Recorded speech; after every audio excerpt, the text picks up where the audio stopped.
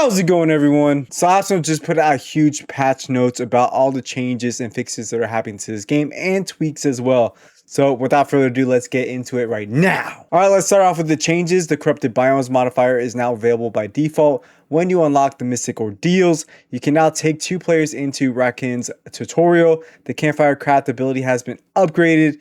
Quick restart now helps you get back into the fight quickly. That's pretty cool that they added like a restart thing if you like fail your mission. The companion respawning, now your companion could come back if they happen to fall down a hole. Corrupted biomes are now visible on the map from the start. Additional dash canceling available now for Galandra's last hit of Sword Flurry, Carl's ground skill, Throw Mastery, and Iron Head Rush, Brahm's mana burst, and Cider's ground skill when held. Let's read over some fixes. Copying and pasting custom ordeal codes will now give you the same parameters as intended. The interloper now correctly progresses to phase 2 regardless of enemy life modifiers. Azra's camera issue are now resolved. Hearth roots no longer offer craft or meditate options within the Dead Tree Ordeal. Gong of Audacity is now working as intended.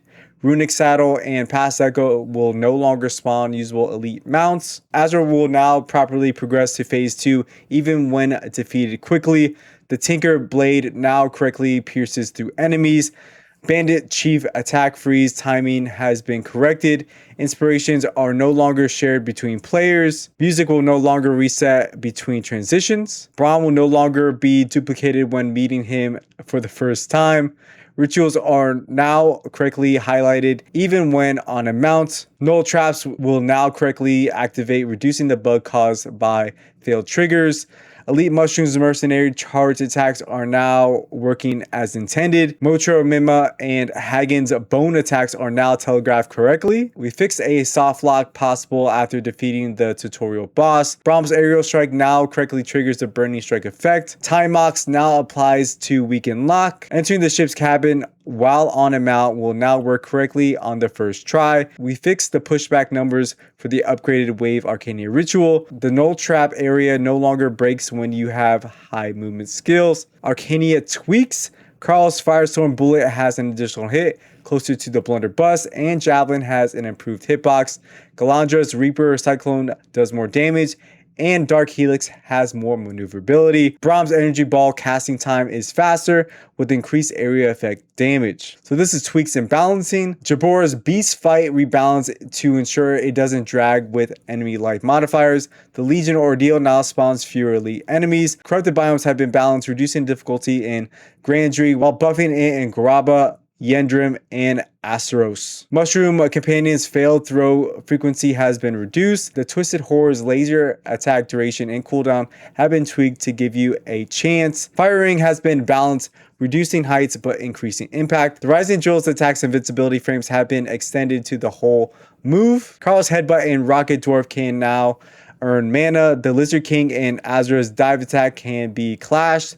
The Under King no longer follows up after being clashed. Prices of Mother Grace and Spark of Power have been lowered. Corrupted regions can no longer spawn on unavoidable paths, and the default number of corrupted regions within Grandry is now 1. Blazing Trail damage has been buffed. Non-boss Dead Garden's life has been reduced. Elite number of life multiplier has been slightly reduced.